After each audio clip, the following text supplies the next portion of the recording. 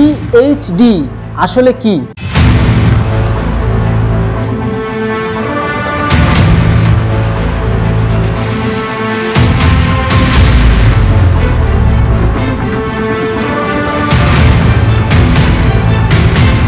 আজকের ভিডিওতে তোমাদের সাথে আলোচনা করব পিএইচডি অর্থাৎ ডক্টর অফ ফিলোসফি। পিএইচডি হতে গেলে তোমাকে ছোটবেলা থেকে কি করে প্রস্তুতি নিতে হবে, টোটাল পড়াশোনার রোডম্যাপ আজকে এই ভিডিওতে তোমরা জানতে পারবে।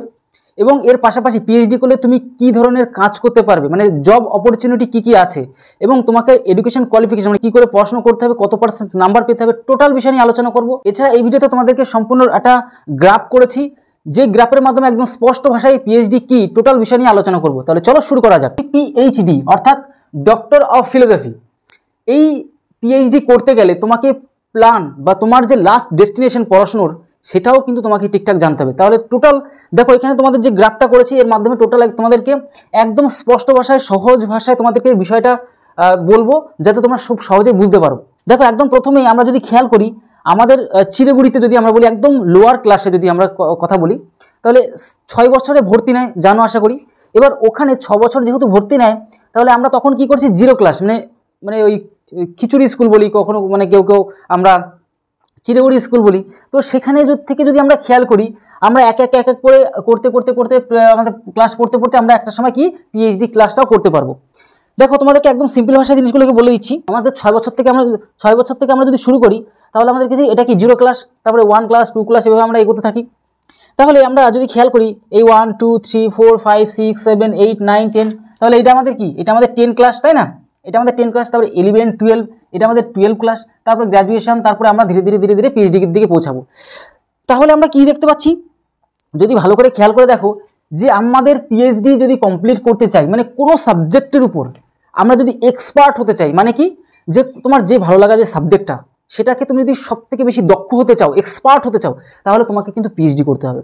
ধরো তোমার অঙ্ক ভালো লাগে, ধরো তোমার ইংরেজি ভালো লাগে, বা এছাড়া অন্য কোনো সাবজেক্ট যদি তোমার ভালো লাগে, সেই বিষয়ে তোমার থেকে যাতে অন্য কেউ বেশি না জানে বা তুমি সবথেকে বেশি জানতে পারো, তাহলে তোমাকে কোনো একটা সাবজেক্টের উপর সম্পূর্ণ এক্সপার্ট হতে হবে। তো আজকে ভিডিওটা মেনলি সেই বিষয় নিয়েই, তোমরা পিএইচডি টোটালি কি করতে পারবে, কি করে করতে পারবে, সেই কোর্সটা করতে গেলে কি কি প্ল্যান নিয়ে চলাফেরা করতে হবে, কোন বছর থেকে মানে কোন ক্লাস থেকে তোমাকে প্ল্যান নিতে হবে, টোটাল বিষয়ে আলোচনা করছি। তাহলে বুঝতে পারলে কোনো একটা সাবজেক্টের উপর তুমি যদি এক্সপার্ট হতে চাও তাহলে তোমাকে কি করতে হবে, পিএইচডি করতে হবে। চলো এক এক করে আলোচনা করি। শিক্ষাগত যোগ্যতা, আমি যদি পিএইচডি করতে চাই তাহলে আমার শিক্ষাগত যোগ্যতাটা কেমন কি লাগবে। দেখো আমি প্রথমত এটা বলতে পারি যে 10 ক্লাস পর্যন্ত পড়াশোনা করলে 10 ক্লাসের পরেই তুমি প্ল্যান নিয়ে নেবে। তুমি যদি টার্গেট নাও যে আমি পিএইচডি করবো, তাহলে ছোটোবেলা থেকে মানে ছোটোবেলা বলতে 10 ক্লাস থেকে তোমাকে সেই বিষয়ের উপর টার্গেট নিতে হবে। মানে কি তোমার যেই সাবজেক্টটা বেশি ভালো লাগে সেই সাবজেক্টটাকে তুমি ফোকাস করবে। তারপর তুমি সেই সাবজেক্ট নিয়ে কি করলে 11 এবং 12 ভালো রেজাল্ট করবে। তার পাশাপাশি সেটাকেই শুধু গুরুত্ব দিলে তো চলছে না, তোমাকে পাশাপাশি অন্য সাবজেক্টগুলো তো গুরুত্ব দিতেই হবে জানো। কিন্তু তুমি যেই সাবজেক্টটাকে ভালো লাগে ভালো করে তুমি পড়বে, বা তোমার সেই সাবজেক্ট ভালো লাগা সাবজেক্টটাকে তুমি কিন্তু বেশি করে পড়বে, যাতে তুমি ওই যে পিএইচডিতে যখন তুমি কোর্সটা করবে তোমার যেন কোনো সমস্যা না হয়। তো যাই হোক, তাহলে আমরা কি করব, 12 ক্লাসে আমরা কি করব, পাস করব কি করে, আমাদের প্রিয় সাবজেক্টটা যেই সাবজেক্টের উপর তুমি এক্সপার্ট হবে, পিএইচডি করবে, সেই সাবজেক্টটাকে অবশ্যই ভালো করে পড়ে গড়ে 60% নাম্বার বা 55 থেকে 60% নাম্বার কিন্তু তোলার চেষ্টা করবো, বা তার বেশি। তাহলে বুঝতে পারলে আমরা 12 পাস করবো, 11 আর 12 সেম সাবজেক্ট নেব, সেই সাবজেক্টটা তো অবশ্যই থাকা দরকারি, এবং খুব ভালো রেজাল্ট করার চেষ্টা করব, মোটামুটি 55 থেকে 60% নাম্বার। এইবার এইটুকু তো আমাদের হলো 11-12 গল্প। এইবার আমরা সেম সাবজেক্ট নিয়ে আমরা কি করব, গ্র্যাজুয়েশন কমপ্লিট করব। তোমার যেই সাবজেক্টটা তোমার ভালো লাগা সাবজেক্ট সেই সাবজেক্ট নিয়ে কী করবে, গ্র্যাজুয়েশন কমপ্লিট করবে। এবং সেখানেও তোমার চেষ্টা করতে হবে যে আমাদের 60% নাম্বার প্লাস আমরা যেন স্কোর করতে পারি, ঠিক আছে। এবার এখানে কমপ্লিট হয়ে গেল, মানে কি হলো যে আমরা 12 ক্লাস পাস করলাম। গ্র্যাজুয়েশনে আমরা কি করলাম, 3টে বছর, কিন্তু এখানে আমাদের এখন বর্তমানে 4টে বছর হয়ে গেছে সম্ভবত এই বছর থেকে, 3টে বা 4টে বছর থেকে আমরা 4টে বছর আমরা কিন্তু ওই যে বিষয়টার উপর অনেকটাই এক্সপার্ট আরও হয়ে যাব। তাহলে কারো যদি প্ল্যান থাকে যে আমি কোনো বিষয়ের উপর আমি এক্সপার্ট হব, মানে পিএইচডি করব, তাহলে আমি মনে করি তার ছোটোবেলাতে একদম চিড়িগুড়ি স্কুল থেকেই শুরু করা দরকার, সেইটাকে নিয়ে পড়াশুনো করে একদম এক্সপার্ট হওয়ার জন্য প্ল্যান থাকা দরকার। দেখো ছোটোবেলা তো আমরা সেরকম ম্যাচিওর হতে পারি না, সেরকম প্ল্যান আমরা করতে পারি না, তাহলে কার প্ল্যান থাকা দরকার, সেই প্ল্যানটা অবশ্যই তার মায়ের এবং বাবার থাকা দরকার। দেখো এই বিষয়টা আমি সম্পূর্ণ ডিটেলসে আলোচনা করব। আমি সম্পূর্ণ ফুল রিসার্চ করে ভিডিওটা বানাচ্ছি। ধরো আমাদের ছোটোবেলা থেকে সেরকম ম্যাচিওর ফিল থাকে না বা ম্যাচিওরিটি আসে না যে আমরা ওই প্ল্যান নিয়ে চলতে পারবো এই পর্যন্ত। তখন আমাদের কি হয় মাধ্যমিক থেকে ভাবতে হয় অথবা 12-এর পর থেকে ভাবতে হয়। কিন্তু আমরা যদি ছোটোবেলা থেকেই ভাবতে পারি তাহলে সেই বিষয়টা কিন্তু আমরা মানে দুর্দান্ত এক্সপার্ট হয়ে যেতে পারবো। তো হয়তো তোমরা যদি এরকম ফিল করে থাকো তাহলে অবশ্যই আমাদের যে নেক্সট জেনারেশন আসবে সেখানেও কিন্তু আমরা সেই জিনিসটা আমাদের যে এই সুপ্ত চিন্তাভাবনা কিন্তু সেখানে আমরা কিন্তু পুট করতে পারবো। তো তার জন্য ভিডিওটা একদম ডিটেলসে করছি যাতে আমাদের প্রত্যেকের অন্তত ভিডিওটা হেল্পফুল হয়। তো যাই হোক, তো বিষয়টা আমরা দেখতে পেলাম যে আমরা যে ওই বিষয়ের উপরে আমরা কি করছি, গ্র্যাজুয়েশনে 3 থেকে 4 বছর আরও পড়াশোনা করছি। এবার গ্র্যাজুয়েশনে ভালো রেজাল্ট করার পর আমরা পিজি অর্থাৎ মানে কি পোস্ট গ্র্যাজুয়েট অথবা এমএ মানে মাস্টার আমরা যদি ডিগ্রি করি, এমএ যেটা বলি মাস্টার ডিগ্রি, অথবা আমরা একই জিনিসটাকে পোস্ট গ্র্যাজুয়েট বলি। তাহলে ওই নেক্সট প্ল্যান কি, আমরা গ্র্যাজুয়েশন কমপ্লিট করার পরে যে আমরা গ্র্যাজুয়েশন কমপ্লিট করার 3 থেকে 4 বছর কমপ্লিট করার পরে আমরা চলে আসবো কি, আমরা পিজি মানে পোস্ট গ্র্যাজুয়েট বা এমএ মানে মাস্টার ডিগ্রিটা কমপ্লিট করব। এবং সেখানেও আমরা চেষ্টা করব যে 60 নম্বর প্লাস আমরা কিন্তু স্কোর যেন করতে পারি। তাহলে এই পর্যন্ত আমরা পৌঁছে গেলাম, ধীরে ধীরে ধীরে বইতে বইতে এই পর্যন্ত আসলাম। এইবার প্ল্যান কি, এবার যখনই আমরা মাস্টার ডিগ্রি কমপ্লিট করে ফেললাম তখনই আমাদের কি মানে মাস্টার ডিগ্রি পোস্ট গ্র্যাজুয়েট যখনই কমপ্লিট করলে ফেললাম তখনই আমরা কি চলে যাব, আমাদের নেক্সট টার্গেট হবে ইউজিসি নেট এক্সাম ক্লিয়ার করা। মানে ইউজিসি যে নেট এক্সামটা হয়, তোমাদের ভিডিও বানিয়েও দিয়েছি নেট এক্সামটা অ্যাকচুয়ালি কি, যদি না জানো তাহলে অবশ্যই গিয়ে তুমি ভিডিওটা দেখো, এর আগের ভিডিওটাই বানানো আছে সেটা।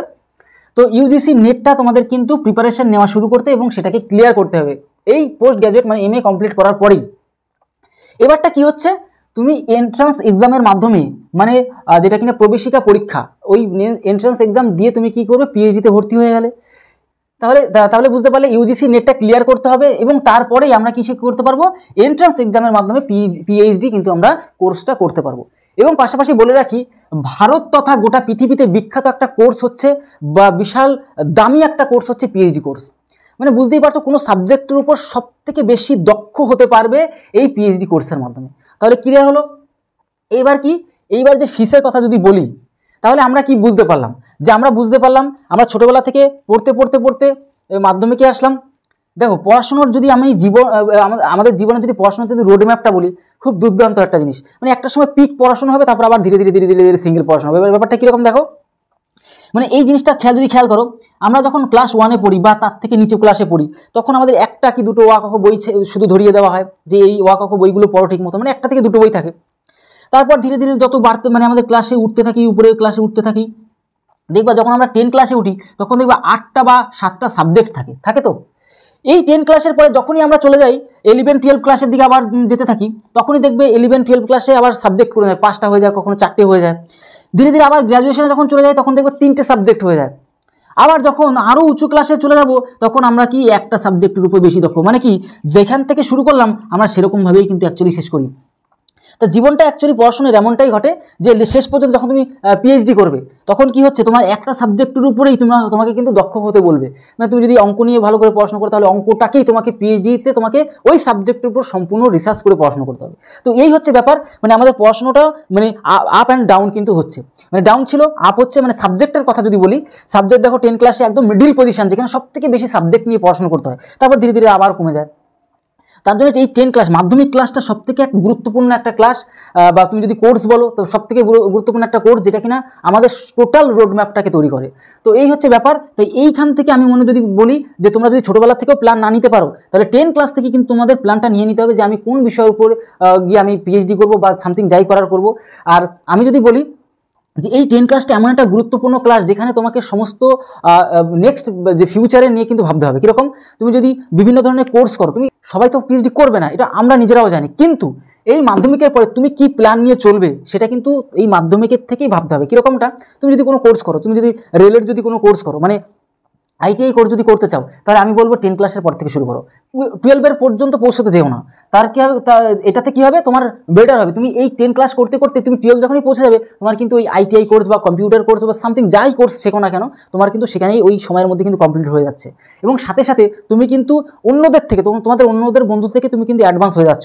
তো এই জায়গাগুলো তোমাদের বুঝতে হবে যে আমরা উচ্চ মাধ্যমিকের অপেক্ষা নয়, মাধ্যমিকের থেকে কিন্তু আমরা টোটাল বিষয়টাকে ক্লিয়ার দেখবো যে আমাদের কোথায় গিয়ে থামতে হবে, থামা জায়গাটাও চিনে থাকাটা খুব দরকার। মানে যে আমার ডেস্টিনেশনটা কোথায়, আমি এই পর্যন্ত যাবো, আমি তারপরে যাবো না। যদি আমরা চলতেই থাকি তাহলে তো সমস্যা। তাই মাধ্যমিকের পর আর যদি না পারো তাহলে উচ্চ মাধ্যমিক একটাই রাস্তা আছে, যে এই যে দুটো বছর, এই দুটো বছরের মাঝেই আমাকে টোটাল বিষয়টা ভাবতে হবে যে আমি যে পড়াশোনা করতে করতে যে আসলাম, আমাকে কোথায় গিয়ে থামতে হবে, আমার কোন কোর্সগুলো করতে হবে। তাই তোমাদেরকে বললাম যে আমাদের জীবনে পড়াশোনার যে রোড ম্যাপটা একটা হওয়া দরকার, যে আমি কোথায় গিয়ে থামবো, আমার ডেস্টিনেশনটা কোথায় পড়াশোনার, সেখানে আমি থেমে আমার টোটাল যে টার্গেটটা আমি অ্যাচিভ করবো। তো এই হিসাবে এর জন্য তোমাদের টোটাল বিষয়টা গ্রাফ করলাম, যাতে তোমরা বুঝতে পারো যে আমাদের পড়াশোনাটা অ্যাকচুয়ালি কীভাবে যায়, আমরা কোন পর্যন্ত গিয়ে আমাদের শেষ পড়াশোনা করতে পারি।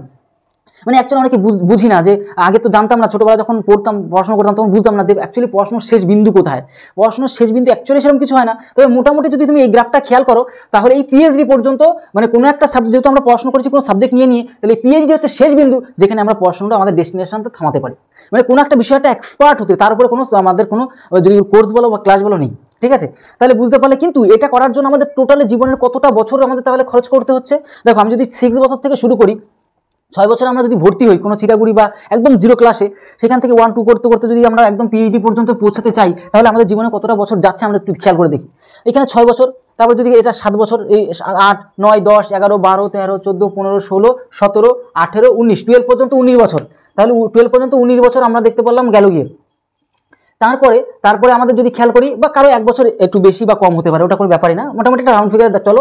তাহলে 19, তারপরে হচ্ছে কি আমাদের এখানে গ্র্যাজুয়েশনে হচ্ছে 4 বছর বর্তমানে, তাহলে 19 আর 4 কত, 23। আচ্ছা, তারপরে এই পিজি মানে পোস্ট গ্র্যাজুয়েট বা যেটা কিনা এমএ বলি, মাস্টার ডিগ্রি বলি, সেখানে আরও 2 বছর, সেখানে 2 বছর গেলে হচ্ছে কত, 23 আর 2 কত, 25 বছর এখানে গেল গিয়ে। তারপরে তুমি ইউজিসি করবে, ইউজিসির জন্য একটু প্র্যাকটিস নিতে হবে, বুঝতেই পারছো, 2 থেকে 3 বছর এখানেও যায়। তো যাই হোক, আমি ওটা যদি খেয়াল নাও বা করি, যদি তুমি পড়াশোনার সাথে সাথে ওটাকে কমপ্লিট করতে পারো এবং তারপরে যদি পিএইচডিটা করো, সেখানে আরও 3টে বছর তোমার কিন্তু যাচ্ছে, তাহলে 25 আর 3, 28। আর তুমি ইউজিসির যে নেটটা দেবে তার জন্য কিছু একটা সময় বছর যাবে। তো মোটামুটি ধরে নাও 30টা বছর, জীবনের প্রথম শুরুর থেকে 30 বছরের আশেপাশে পিএইচডি তুমি কিন্তু কমপ্লিট করতে পারবে, তার আগে কিন্তু হবে না। এবার হ্যাঁ, তোমাদেরকে বলি, পিএইচডি যদি তুমি কমপ্লিট করতে পারো, তাহলে তোমার নামের আগে ডক্টর সামথিং, মানে যদি আমি বলি doctor Nirmal Debnath, doctor Mithun Majumdar, doctor something, doctor X, doctor Y, doctor Z, মানে তুমি ডক্টর বিষয়টা যে স্ট্যাটাসটা কিন্তু একটা পপুলার স্ট্যাটাস। ডক্টর উপাধি বসা মানে কি, তুমি কোনো বিষয়ের উপর তুমি সব থেকে বেশি এক্সপার্ট, মানে তোমার থেকে এক্সপার্ট আর কেউ নেই।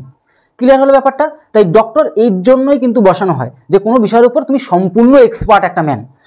ক্লিয়ার হয়ে গেল? তো এই হচ্ছে বিষয়। এবার আরও বিষয়টি নিয়ে আলোচনা করি, যে ফিসের কথাটা যদি বলি, সবসময় মোটামুটি আমরা নিজেরাও জানি যে গভর্নমেন্ট কলেজের যে খরচটা, তার থেকে প্রাইভেট কলেজের খরচটা সবসময়ের জন্য বেশি হয়।